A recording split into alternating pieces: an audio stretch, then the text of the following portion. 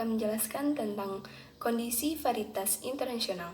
Sebelum itu, varietas internasional apa sih?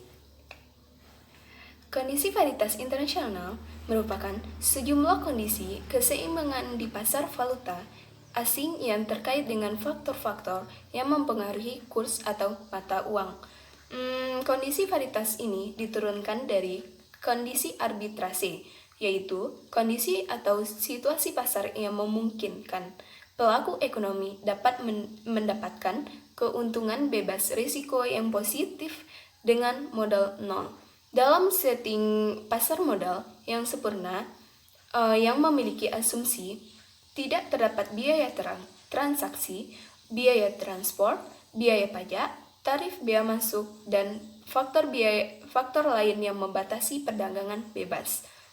Hal ini mengasumsikan bahwa tidak adanya biaya-biaya tambahan yang akan membebani dalam penetapan harga, sehingga kekuatan yang mengatur perdagangan berada pada permintaan dan penawaran saja.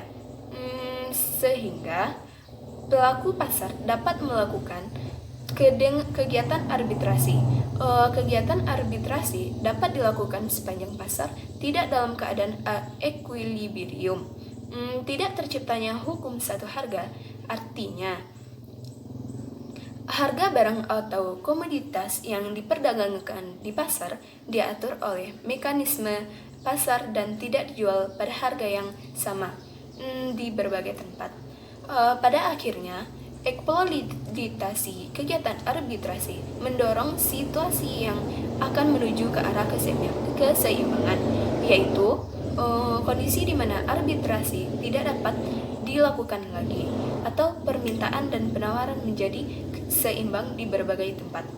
Ada beberapa teori yang menjelaskan tentang kondisi paritas internasional, yaitu pertama, Interest Rate Parity Theory atau IRP Theory. IRP adalah teori yang menerangkan bagaimana hubungan antara bursa falas dengan money market atau pasar uang internasional.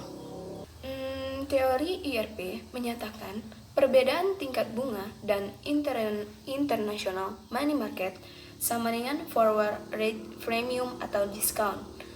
Dengan kata lain, dengan IRP akan dapat ditentukan beberapa perubahan kurs forward FR dibandingkan dengan spot rate atau SR bila terdapat perbedaan tingkat bunga antara home country negara sendiri dengan foreign country negara asing. Dengan demikian, seorang pemilik dana akan dapat menentukan dalam mata uang apa dananya akan diinvestasikan, yaitu dengan membandingkan besarnya perbedaan tingkat bunga antara dua negara, home dan foreign country. Dengan perbedaan antara FR dan SR ditentukan oleh forward rate premium atau discount. Dan yang kedua yaitu Purchasing Power Parity Theory atau PPP Theory. Pengaruh tingkat inflasi terhadap kurs falas dapat menyebabkan fluktuasi kurs falas. Pengertian tersebut dapat dijelaskan berdasarkan teori Purchasing Power Parity atau teori varietas daya beli atau keseimbangan atau kesamaan daya beli oleh Gustav Kessel setelah Perang Dunia Pertama. Penjelasan teori ini didasarkan pada The Law of When Price, yaitu hukum yang menyatakan bahwa harga produk atau LOP yang sama di dua negara berbeda akan sama pula bila dinilai dalam mata uang yang sama. Teori ini dikenal dengan teori Purchasing Power Parity Absolute. Dan contohnya bisa dilihat. Dari contoh tersebut, kenyataannya forex rate yang diperhitungkan berdasarkan teori PPP absolute tidak lagi sesuai dengan kurs falas yang ditetapkan oleh pemerintah. Perbedaan kurs falas tersebut dikenal sebagai overvaluation atau undervaluation. Teori PPP absolut tidak realitis lagi karena tidak memperhitungkan biaya transfer, tarif, dan kuota. Kemungkinan muncul teori PPP relatif yang menyatakan harga suatu produk yang sama akan tetap berbeda karena ketidaksempurnaan pasar yang disebabkan oleh faktor biaya transfer, tarif, dan kuota. Menurut teori PPP relatif, kurs falas akan berubah untuk dapat mempertahankan purchasing power. Perubahan forex rate tersebut dapat dihitungkan sebagai berikut. Dan yang ketiga yaitu International Fisher Effect atau IFA Theory. Seorang ekonom, Irving Fisher, menyatakan tingkat bunga nominal di setiap negara akan sama dengan real rate of return, ditambah dengan tingkat inflasi yang diharapkan atau dengan rumus I sama dengan R tambah I.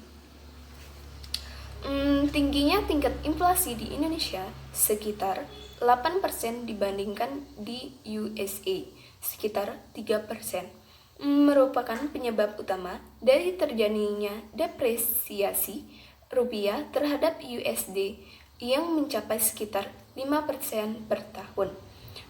Teori IFA menerangkan tentang hubungan antara persen perubahan SR atau spot rate dengan tingkat bunga pasar uang di berbagai negara, menyatakan SR akan berubah dengan persentase yang sama, tetapi dengan arah yang berlawanan, dengan perbedaan atau selisih tingkat bunga antar dua negara. Menurut teori IFA, actual or effective return dari investasi pada pasar surat berharga di pasar uang atau financial market luar negeri tergantung pada forex interest dan persen perubahan nilai forex rate. Sekian penjelasan saya hari ini, dan see you guys.